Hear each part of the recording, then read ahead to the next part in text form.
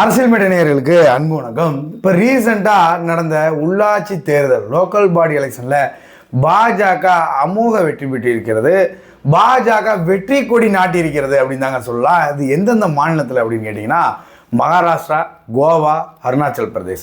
மகாராஷ்டிரா, கோவா, அருணாச்சல் பிரதேஷ் 3 மாநிலங்களிலும் பாஜக தனிப்பெரும் கட்சியாக உருவெடுத்திருக்கிறது. மகாராஷ்டிராவில் வந்து பார்த்தீங்கன்னா மிகப்பெரிய வெற்றியை பெற்றிருக்கிறது. நகராட்சியில் வந்து பார்த்தீங்கன்னா 286 நகராட்சிங்க மகாராஷ்டிராவில். அந்த 286 நகராட்சியில் 245 நகராட்சியை கைப்பற்றி இருக்கிறது பாஜக. அதே மாதிரி 6859 கவுன்சிலர்களுக்கான அந்த இடங்கள்ல வந்து 3300 இடங்களை கைப்பற்றி இருக்கிறது பாஜக மற்றும் பாஜக கூட்டணி கட்சிகள். மகாராஷ்டிராவில் வந்து பாத்தீங்கன்னா 10 ஆண்டுகளுக்கு பிறகு இப்பதான் இந்த உள்ளாட்சி எலெக்ஷன் நடந்தது. இந்த உள்ளாட்சி எலெக்ஷன்ல பாஜக ஒரு ஹிமாலய வெற்றியை பெற்று தனிப்பெரும் கட்சியாக நம்பர் 1 பார்ட்டியாக உருவெடுத்திருக்கிறது மகாராஷ்டிராவில். அதே மாதிரி அடுத்து கோவாவில் வந்து பார்த்தீங்கன்னா 2ஆ பிரிச்சிடுறாங்க கோவாவை. வடக்கு கோவா, தெற்கு கோவா அப்படின்னு 2ஆ பிரிச்சிடுறாங்க. இந்த வடக்கு கோவாவில் வந்து பார்த்தீங்கன்னா பாஜக வந்து 13 இடங்களை கைப்பற்றி இருக்கிறது. காங்கிரஸ் வந்து 8 இடங்களை கைப்பற்றி இருக்கிறது. அதே மாதிரி தெற்கு கோவாவில் வந்து பார்த்தீங்கன்னா பாஜக 10 இடங்களை கைப்பற்றி இருக்கிறது. காங்கிரஸ் வெறும் ஒரே ஒரு இடத்தை கைப்பற்றி பரிதாப நிலையில் உள்ளது. அதாவது கோவாவில் நடந்தது வந்து ஜில்லா பரிஷத்துகளுக்கான தேர்தல். அந்த தேர்தலில் பாஜக ஹிமாலய வெற்றி பெற்றிருக்கிறது. அதே மாதிரி அடுத்து வந்து பார்த்தீங்கன்னா அருணாச்சல பிரதேஷ் உள்ளாட்சி தேர்தல் வந்து பார்த்தீங்கன்னா மாவட்ட ஊராட்சி இடங்கள் வந்து பார்த்தீங்கன்னா 245 இடங்கள். இந்த 245 இடங்கள்ல பாஜக தனித்து வந்து 170 இடங்களை வெற்றி பெற்றிருக்கிறது. அதே மாதிரி பாஜக கூட்டணிகள் எல்லாம் சேர்ந்து 238 இடங்களை கைப்பற்றி இருக்கிறது. அதாவது என்டிஏ, அதாவது 245ல் 238 இடங்களை பாஜக கூட்டணியை வெற்றி பெற்றிருக்குன்னா மீதி எவ்வளோ இருக்கு? மீதி வெறும் 7 இடங்கள் தான் இருக்கு. 7 இடங்களையும் காங்கிரஸ் வந்திருக்கும்னு நினைக்கிறீங்க? கிடையவே கிடையாது. அருணாச்சல பிரதேசத்தில் வந்து கிராம பஞ்சாயத்துக்கான தேர்தல். அதில் வந்து பார்த்தீங்கன்னா 8161 பஞ்சாயத்து. அந்த 8161 பஞ்சாயத்துகளில் பாஜக வந்து 6085 பஞ்சாயத்தை கைப்பற்றி இருக்கிறது. பாஜக மட்டும் தனித்து வந்து 6085 பஞ்சாயத்தை கைப்பற்றி இருக்கிறது. அதில் கூட்டணி கட்சிகள்லாம் சேர்ந்து எத்தனை பஞ்சாயத்தை கைப்பற்றியிருக்காங்க, அந்த என்டிஏ எல்லாம் சேர்ந்து எத்தனை பஞ்சாயத்தை கைப்பற்றியிருக்காங்க அப்படின்னு பார்த்தீங்கன்னா 8161 பஞ்சாயத்துகளில் 7944 பஞ்சாயத்துகளை கைப்பற்றி இருக்கிறது என்டிஏ கூட்டணி. மிகப்பெரிய வெற்றி, ஹிமாலய வெற்றி. அங்க இனிமே காங்கிரஸ்ல கால்தனை பதிக்கவே முடியாது. இந்த மாநிலங்கள்ல மட்டும் இல்லைங்க, வட மாநிலங்கள்ல மட்டும் கிடையாது. இப்போ தமிழ்நாட்டிலையும் தனது கால் தடத்தை பதித்திருக்கிறது பாஜக. தமிழ்நாட்டில் வந்து பார்த்தீங்கன்னா அஃபீஷியல் ரிப்போர்ட்டை நான் சொல்கிறேன். தேர்தல் ஆணையம் வெளியிட்ட ரிப்போர்ட்டு. அதாவது பிஎல்ஏக்கள் இருக்காங்களா, ஒவ்வொரு பூத்துக்கும் BLA 2 போடுவோம். அந்த BLA 2 வந்து முன்னாடிலாம் பாஜகவுக்கு அடித்தட்டு வரைக்கும் பூத் லெவலில் யாருமே இருக்க மாட்டாங்க. ஆனால் இப்போது பார்த்தீங்கன்னா ஃபர்ஸ்ட் இடத்துல டிஎம்கே பார்ட்டி இருக்குது. டிஎம்கே பார்ட்டி எத்தனை PLA 2க்குள்ள வச்சிருக்கு அப்படின்னு பார்த்தீங்கன்னா 65210 PLA 2க்குள்ள வச்சிருக்கு டிஎம்கே. ரெண்டாவது ஏடிஎம்கே பார்ட்டி. ஏடிஎம்கேல வந்து 63703 PLA 2க்குள்ள ஏடிஎம்கே வச்சிருக்கு. மூன்றாவது எந்த கட்சின்னு கேட்டீங்கன்னா டிவிகேவா, நாம் தமிழரான்னு கேட்டிங்கன்னா இல்லவே இல்லை.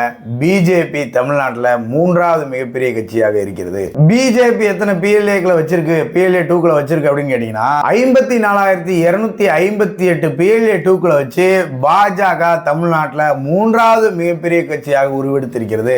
தற்போது தமிழ்நாட்டு நிலவரத்தை பார்த்தீங்கன்னா பாஜகவிற்கு எல்லா பூத்துகள்லையும் ஆள் இருக்காங்க. PLA 2 அதாவது 90% பூத்துகளில் பாஜகவிற்கு PLA 2 இருக்காங்க, கிளை தலைவர் இருக்காங்க, பூத் தலைவர் இருக்காங்க, எல்லாம் இருக்காங்க. அதனால வருங்காலங்களிலும் தமிழ்நாட்டிலும் பாஜக தனது ஆதிக்கத்தை செலுத்தும், அதில் மாற்றுகிறதே கிடையாது.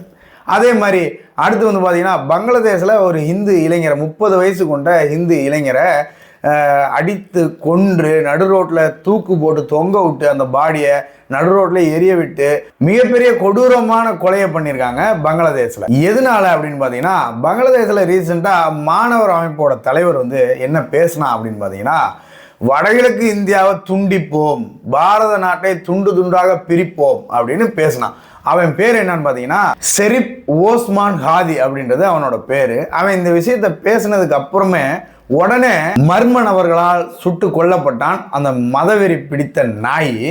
அதுக்கப்புறம் பங்களாதேஷ்ல கலவரம் பெரிதாகியது, கலவரம் பெருசாயிடுச்சு. பெருசானோடனே அங்க ஒரு புரளியை கிளப்புறாங்க.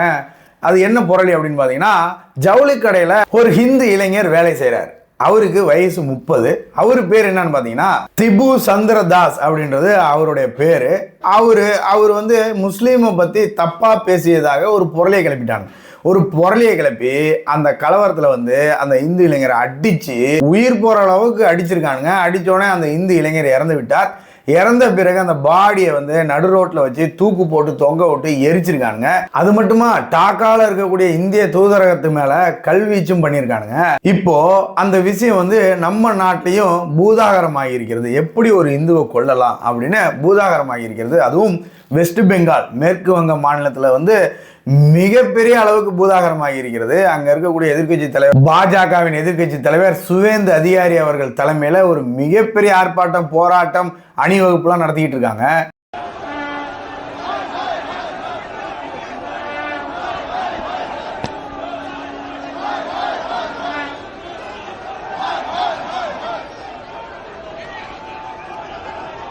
நான் என்ன கேட்குறேன், இந்தியாவில் தான் வந்து மோடி வந்து மதவெறியை தூண்டுறாரு, அதை தூண்டுறாரு, இதை தூண்டுறாருங்கிறாங்க. பிஜேபி வந்து மதவெறியை தூண்டுது அப்படிங்கிறாங்க. இந்து முன்னணி மதவெறியை தூண்டுதுங்கிறாங்க. நான் என்ன கேட்குறேன், பங்களாதேஷில் பிஜேபி கிடையாது, இந்து முன்னணி கிடையாது, RSS கிடையாது, பஜ்ரங் தள் கிடையாது, விஸ்வ இந்து பரிஷத் கிடையாது, மோடி கிடையாது, யோகி கிடையாது, யாரும் கிடையாது. அங்க எப்படி வன்முறை ஆகுது? ஒரு இந்து இந்தியாவில் மட்டும்தான் பாதுகாப்பா இருக்க முடியும். வேற எந்த நாட்டிலையும் ஒரு இந்துவால பாதுகாப்பா இருக்க முடியாது. அந்த நாட்டோட அரசால ஒரு இந்துவுக்கு பாதுகாப்பும் கொடுக்க முடியாது, உத்தரவாதமும் கொடுக்க முடியாது. இந்து வந்து எங்கள் நாட்டில் பாதுகாப்பாக வாழலான்னு உத்தரவாதமும் வேறு எந்த நாட்டு அரசாலையும் கொடுக்க முடியாது. ஆனால் இந்தியாவில் மற்ற மதத்தினர் எல்லாருமே இங்கே பாதுகாப்பாக வாழ்கிறாங்க. அதுவும் பிஜேபி ஆட்சியில் முன்பை விட இப்போ மிக பாதுகாப்பாக வாழ்கிறாங்க.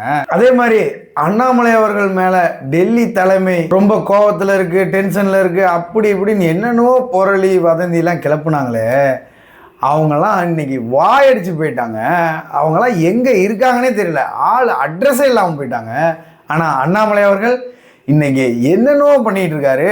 நேற்று பார்த்தீங்கன்னா ஆந்திரா போனார். எதுக்கு? நல்லாட்சி நாயகன் திரு அடல் பிஹாரி வாஜ்பாய் அவர்களின் சிலை திறப்பு விழாவிற்கு அண்ணாமலை அவர்கள் சென்றார். அண்ணாமலை அவர்கள் கூட அமர் பிரசாத் ரெட்டி அவர்களும் சென்றார். அண்ணாமலை அவர்கள் போய் அந்த சிலையை திறந்து வைக்கிறாரு. அண்ணாமலை அவர்களை பேசினவங்கெல்லாம் இன்னைக்கு அட்ரஸ் இல்லாம ஆளே காணோம். ஒரு 2 நாள் 3 நாள் இன்டர்வியூ கொடுத்துக்கிட்டு இருந்தாங்க, அதுலேயும் இதுலேயும். அதுக்கப்புறம் ஆளே காணோம். ஆனால் இன்னைக்கு அண்ணாமலை அவர்கள் தென்னிந்தியாவின் தலைவராகவே உருவெடுத்து விட்டார். தென்னிந்திய மாநிலங்களில் அண்ணாமலை அவர்கள் எந்த மாநிலத்துக்கு சென்றாலும் மக்கள் கொண்டாடுறாங்க. அது இளைஞர்கள் வந்து பெருமளவு கொண்டாட ஆரம்பிச்சிட்டாங்க. இதெல்லாம் இவங்களுக்குலாம் வைத்தறிச்சலாக தானே இருக்கும். சார், அண்ணாமலை அவர்கள் வந்து காட்டாறு மாதிரி சார். காட்டாரை போய் அணை போட்டு தடுத்துடலாம்னு நினைக்கிறீங்க. அதே மாதிரி அந்த நிகழ்ச்சி சர்தார் வல்லபாய் பட்டேல் அவர்களுடைய சிலை திறப்பு விழாவை முடிச்சுட்டு விஜயவாடாவில் கனக துர்க்கையம்மன் கோயிலில் போய் தரிசனத்தை முடிச்சுட்டு தான் அண்ணாமலை அவர்கள் கிளம்பினாரு. மீண்டும் சொல்லுகின்றேன், Annamalai is not a just name. Annamalai is icon of Tamil Nadu politics.